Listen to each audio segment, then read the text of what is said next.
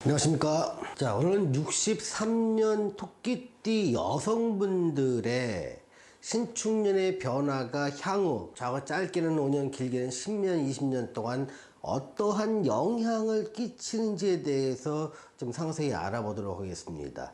그런데 그 63년생 토끼띠 분 중에서, 여성분 중에서 태어난 내가 몇 월에 태어났는지에 따라서 좀 구분을 지어봤습니다. 그래서 인월에 태어나신 분이라면 63년 양력으로 2월 4일에서 3월 5일 이 사이에 태어나신 분들입니다. 근데 지금 여성분들의 사주의 전반적인 것을 논할 때 저는 컨셉을 키워드 중심으로 잡아봤습니다. 삶의 모습, 환경의 변화가 심리적으로, 현실적으로 어떻게 다가올 것인지에 대해서 초점을 맞췄기 때문에 구체적으로 내가 궁금했던 그 사항을 다 타치를 못한다는 점 미리 양해 말씀드리겠습니다.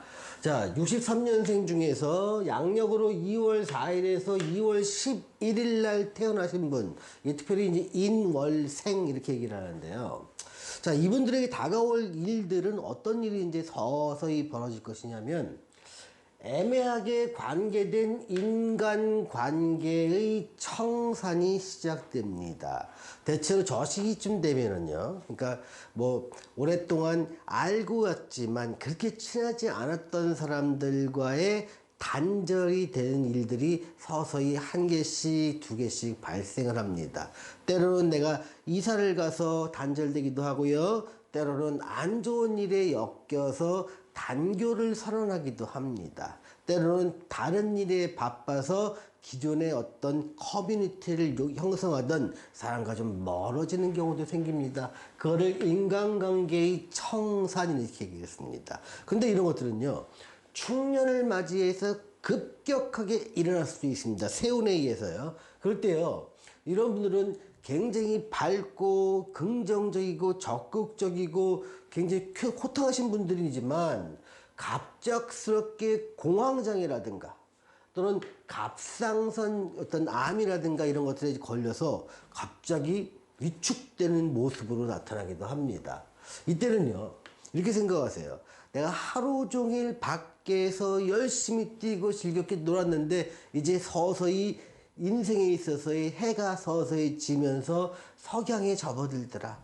어둠이라는 걸 모르고 여태까지 살아왔는데 이제는 저 멀리서 어둠이 다가오기 시작하니까 갑자기 덜컥 겁이 나기 시작하더라. 이 겁이 나는 것이 혹시 잘못된 건 아닌가 이렇게 해서 그런 것들이 일시적 공황장애라든가 갑상선으로 나타날 수 있다 이렇게 합니다. 근데 이런 경우에 나타난 갑상선은요, 그냥 수술 정도 하면 간단하게 치유되는 경우가 대부분입니다. 그리고 공황장애도 이게 일시적인 현상이 지나지 않는다라고 생각하시면 됩니다. 이제는 약간의 어둠에 대해서 서서히 익숙해질 마음의 준비를 하셔야 된다 이렇게 정리를 하겠습니다. 자, 2월 12일에서 3월 5일에 태어나신 분들이 있습니다. 이분들은 이제는 본격적으로 인간관계가 이제 정리되기 시작을 합니다.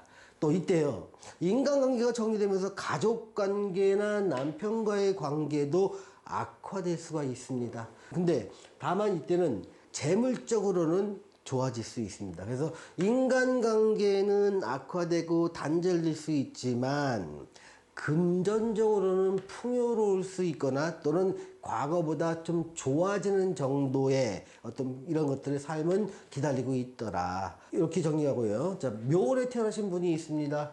3월 6일부터 3월 13일에 태어나신 분이요. 양력입니다. 금전적 여유는 생기지만 그것에 꼭 따라오는 게 있습니다. 외로움이더라. 요 앞에서 지났듯이 인간관계가 많은 인간관계가 있다. 수많은 인간관계가 하나 둘 정리되고 나니까 내실을 기할 수 있고 금전적 여유를 생길 수 있고 내 일에 집중할 수는 있지만 왠지 많이 허전하고 쓸쓸하고 수다라도 떨고 싶은데 막상 전화기 들 때는 별로 없더라. 그래서 외로움이 따라오게 됩니다. 자, 3월 14일부터 4월 4일 날 태어나신 분을 보겠습니다. 이때는요, 애정이나 금전 이 둘 다 가질 수는 없습니다. 하지만 욕심에 불과합니다. 이때는 선택의 여지가 있는데요.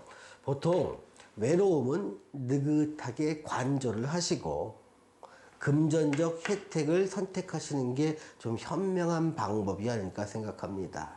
내가 금전과 의리 또 금전과 애정 둘 중에서 뭘 선택하려면 금전을 선택하십시오. 결국은 애정을 선택한다 하더라도 만족할 만한 애정이 될 수가 없게 됩니다. 금전이라면 내가 내 노후를 즐겁게 살 수 있는 기반이 됩니다. 그래서 보통 현명한 선택이라면 애정은 버리고 금전은 취하는 이런 포지션을 취하는 것이 좀 현명하지 않을까. 이건 제 생각일 뿐입니다. 여러분 판단에 따라서 행동하시면 됩니다. 다만 한 가지 둘 다 가질 수는 없더라. 애정이든 금전이든. 진월생을 보겠습니다. 4월 5일부터 63년입니다. 4월 13일 사이에 태어나신 분들은요. 이제 이 고독의 시간은 막을 내리게 됩니다. 서서히 마음에서 내 마음이 여유가 생기니까 세상을 바라보는 시각이 좀 바뀌게 됩니다. 자, 4월 14일부터 5월 5일 사이에 태어나신 분들은요. 이미 이분보다 일찍 심리의 여유가 생겼습니다. 그리고 내 마음이 변하고 세상이 긍정적으로 보이니까 세상의 사람들이 나한테 점점점 호의적으로 바뀌더라. 뭐가 하나 확 나아진 게 아니라 어떤 분위기, 내가 살아가고 있을 때 나와 관계된 주변 사람들이 이제는 호의적으로 바뀌다 보니 마음에 평화가 찾아오기 시작하면서 외로움은 좀 물러나더라. 다만 외로움이 물러나는 만큼 지갑은 조금씩 열게 되더라. 그래도 상당히 외로웠던 시절이 막을 내리다 보니까 아유 사람 산다는 게 이런 거지 하면서 마음의 위안을 삼게 되고 내일이 기다려지는 시간이 오더라는 겁니다. 자, 4월생 보겠습니다. 5월 6일부터 5월 15일 사이에 태어난 사람들 같은 경우는요. 심리가 변하기 시작합니다. 어떻게 변하냐면 이제는 세속의 어떤 맨날 찌든 삶들, 남편이 잘 돼야 된다, 자식이 잘 돼야 된다, 맨날 시험 봐야 된다, 돈 벌어야 된다, 투자해야 된다, 이런 것들을 세속의 어떤 찌든 삶이라고 표현한다면 이제는 정신적으로 갈구하는 것이 종교나 철학이나 사상, 문학, 명상 등에서 이런 쪽에 좀 관심이 생기기 시작합니다. 그래서 세상 속의 삶에서 한 발자국 조금 뒤로 빠져서 세속 삶들이 치고받고 하는 것들이 과거에는 나한테 직격탄을 가지고 희노애락이 분명했다면 이제는 한 발 물러나서 관조할 준비를 하니 세상의 변화에 따라서 내 감정의 변화가 조금씩 무뎌지더라. 그러면서 물질적인 만족보다는 정신적 만족을 위하는 쪽으로 내 마음이 변하고 몰두하는 방향이 바뀌더라는 겁니다. 5월 16일부터 6월 5일 사이에 태어나신 분들은요. 세상의 빈부귀천에서 탈피할 시간입니다. 또 재행무상이다. 일제심전한 말이 굉장히 서서히 와닿기 시작합니다. 재행무상은 여기 써놨습니다만 모든 것은 변합니다. 변하지 않는 것, 살아있는 모든 것은 변하는 게 당연하다. 내가 낳은 자식도 변하는 거고 내가 평생을 믿었던 남편도 변하는 거고 내가 목숨처럼 여겼던 돈도 변하더라. 변하니까 살아있는 거고 살아있으니까 내 주식은 변하는 게 다행하더라.